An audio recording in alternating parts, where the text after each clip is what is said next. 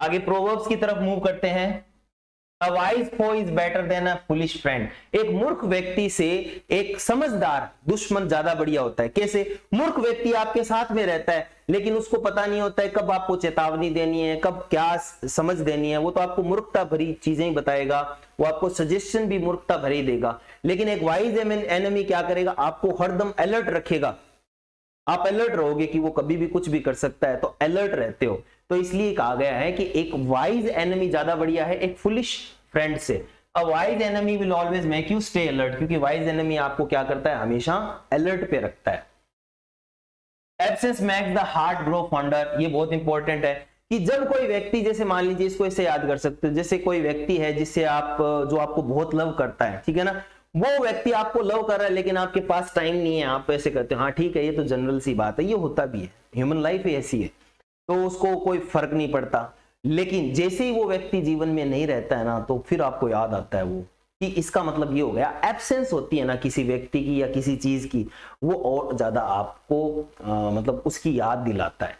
General वे में वो generally आपको लगता है ये तो काम है उसका, ठीक है ना, लेकिन ऐसा काम नहीं है, क्योंकि आप बहुत बिजी हो, you are not understand, sorry, you don't understand the love.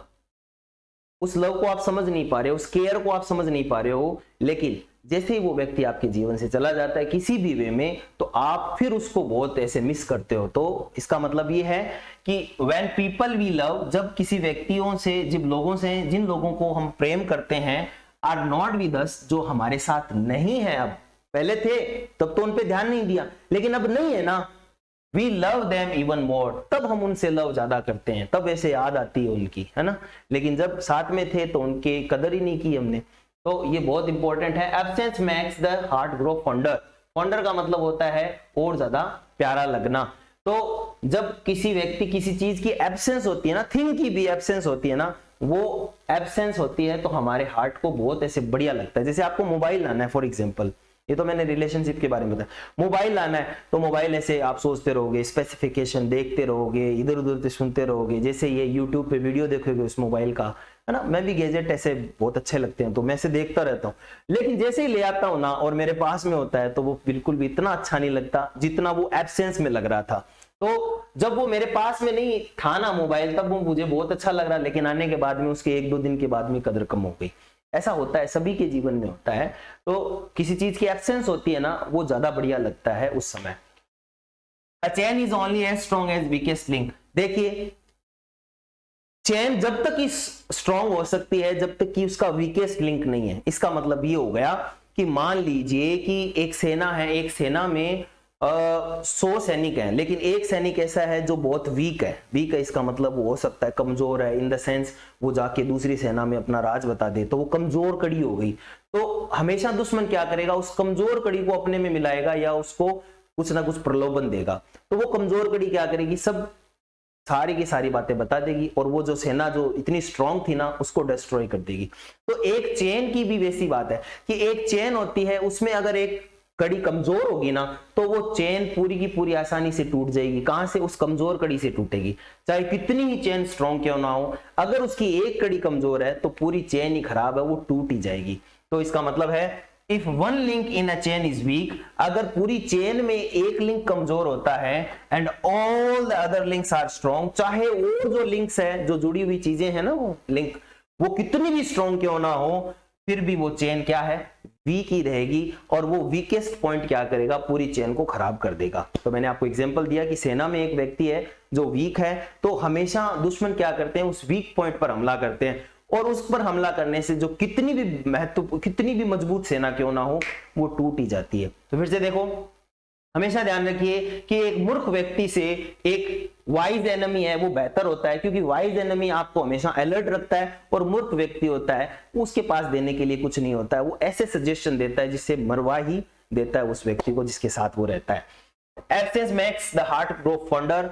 और एब्सेंस में जब किसी चीज की अनुपस्थिति होती है तो वो चीजें ज्यादा अच्छी लगने लग जाती है, उनकी याद ज्यादा आती है किसी व्यक्ति के जाने के बाद में, और उसकी फिर कदर हमें ज्यादा होती है, हमें बहुत ज्यादा याद आती है। जनरल वे में वो साथ में रहता है तो हमें नहीं होती उतनी कदर।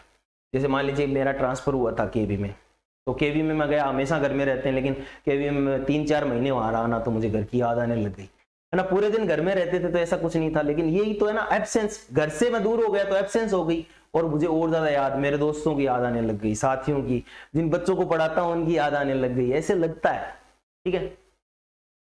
A chain is only as strong as weakest link। आपको मैंने बताया कि चेन तब तक ही स्ट्रॉन्ग है जब तक कि उसका वीक लिंक नहीं है। एक वीक लिंक है तो पूरी की पूरी चेन है, चाहे कितनी भी स्ट्रॉन्ग क्यों ना हो, वो टूट ही जाएगी। और टूटे कहां से? वीक लिंक से। तो वीकेस्ट लिंक है वो स्ट्रॉन्ग होना चाहिए, यानी कि कहीं भी आपको कमजोरी नहीं छोड़नी चाहिए, क्योंकि दुश्मन आपकी कमजोरी पर हमला करता है। फ्रेजल वर्ब की तरफ मूव करते हैं, तो आज अपना का फ्रेजल वर्ब है ब्रिंग अबाउट। देखिए ब्रिंग अबाउट और दो प्रकार के आएंगे, एक अबाउट तो ब्रिंग में आएगा, एक आएगा सी वाले में, ठीक है ना। तो अबाउट जहां भी लगता है ना उसका मतलब होता है हैपन, उसका मतलब है हैपन। और ब्रिंग अबाउट का मतलब है कॉज टू हैपन, किसी चीज को घटित करवाया गया या घटित होती है उस सेंस में। तो ब्रिंग अबाउट का मतलब होता है कि किसी प्रकार से कोई चीज घटित होती है ना, उसे ब्रिंग अबाउट बोलते हैं कि ये कैसे हुआ, ठीक है ना, इस सेंस में। What brought about the change in his attitude, कि उसका जो एटीट्यूड है वो अचानक से कैसे चेंज हुआ, किसने करवाया, इस सेंस में। तो कॉज टू हैपन, किस कारण से ये घटना घटित हुई, इस सेंस में अगर आप बात करो तो कौन सी फ्रेजल वर्ब लेकर आओगे? ब्रिंग अबाउट लेकर आओगे, ठीक है ना। एक होता है ब्रिंग अबाउट, एक होता है कम अबाउट, ठीक है ना। तो ये दो में ही लगते हैं अबाउट, तो इन दोनों को एसोसिएट कर लेना। ब्रिंग अबाउट का मतलब है cause to happen, come about का मतलब होता है हैपन। एक तो होता है कि किसी के कारण कोई घटना हुई है, तब तो बोलोगे आप ब्रिंग अबाउट, ठीक है ना, कि उसके एटीट्यूड में चेंज कैसे आया, मतलब किसने किया, क्या ऐसे हुआ, उसको क्या ऐसे बोल दिया कि उसका एटीट्यूड ही चेंज हो गया, तो आप बोलोगे ब्रिंग अबाउट। एक होता है कम अबाउट का मतलब होता है हैपन, अपने आप कोई घटना घटित हो जाती है कि how did it come about, कि ये कैसे हुआ, तो ये हैपन के सेंस में। तो ब्रिंग अबाउट का मतलब cause to happen, what brought about the change in his attitude, उसके एटीट्यूड में अचानक चेंज कैसे हुआ, ये ध्यान रखने वाली बात है। ब्रिंग अबाउट, ये जितने भी इडियम्स हैं, सॉरी फ्रेजल वर्ब है, ये इंपॉर्टेंट है। दूसरा है ब्रिंग राउंड, राउंड भी आपको मिलेगा, एक तो ये दोनों ही है ना, कम में भी आएंगे और ब्रिंग में भी आएंगे, दोनों के दोनों, तो एसोसिएट कर लो साथ में।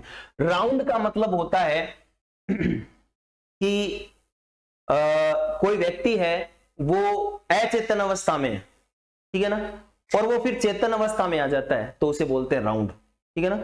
जैसे ऐसे है, अरे भैया खड़ा हो जा खड़ा हो जा, ऐसे हम क्या करते हैं उसको अचेतन अवस्था से चेतन अवस्था में लेकर आते हैं, तो उसे बोलते हैं। तो रिस्टोर टू कॉन्शियसनेस, ये ध्यान रखने वाली बात है, इसका सबसे इंपॉर्टेंट ये है कि रिस्टोर्स टू कॉन्शियसनेस, किसी को वापस चेतन अवस्था में लाना, किसी को चक्कर आके गिर गया वो, तो उसको वापस चेतन अवस्था में लेकर आने के लिए बोलते हैं bring round. The doctors manage to bring the patient round, doctor ने कैसे करके मैनेज किया और उस व्यक्ति को अचेतन से चेतन अवस्था में लेकर आए, उसको उठाया किसी भी प्रकार से, तो ये बहुत इंपॉर्टेंट है दोनों।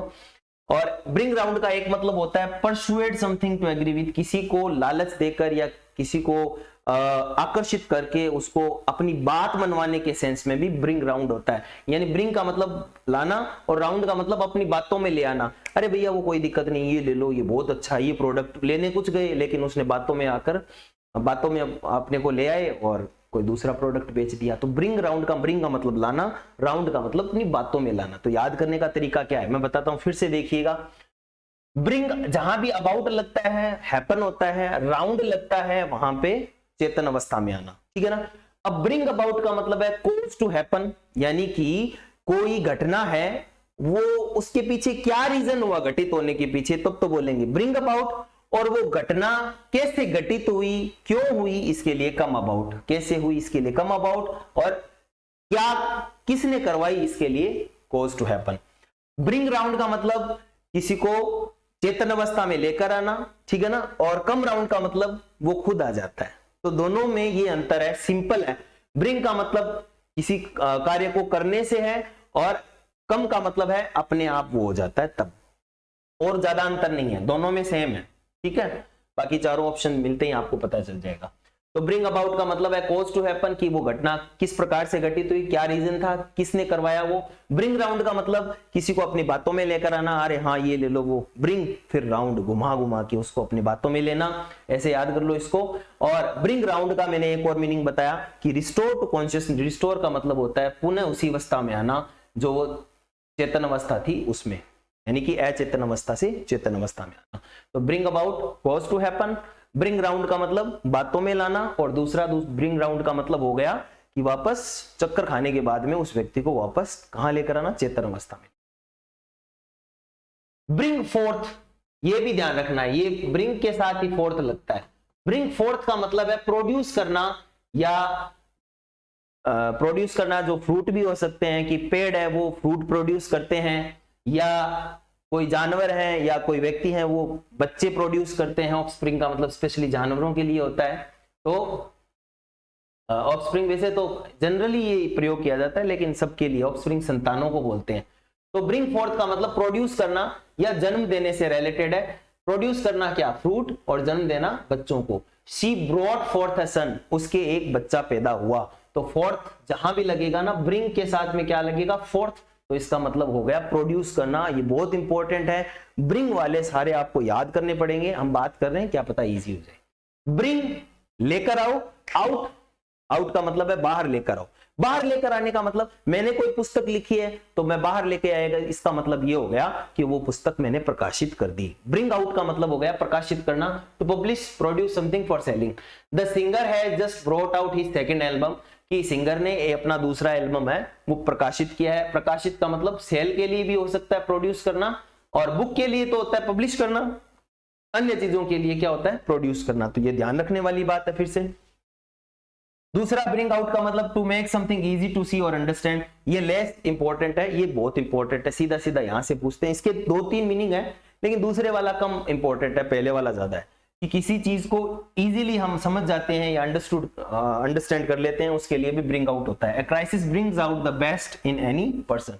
तो कोई क्राइसिस किसी में गुजरती है ना, तो उसका बेस्ट पार्ट बाहर निकल के आता है। तो फिर से देखो, bring about, how did it bring about. Bring about का मतलब है कोज टू हैपन, कैसे घटना घटी, या क्या रीजन था इस घटना के पीछे, क्या हुआ इससे, किसने करवाया।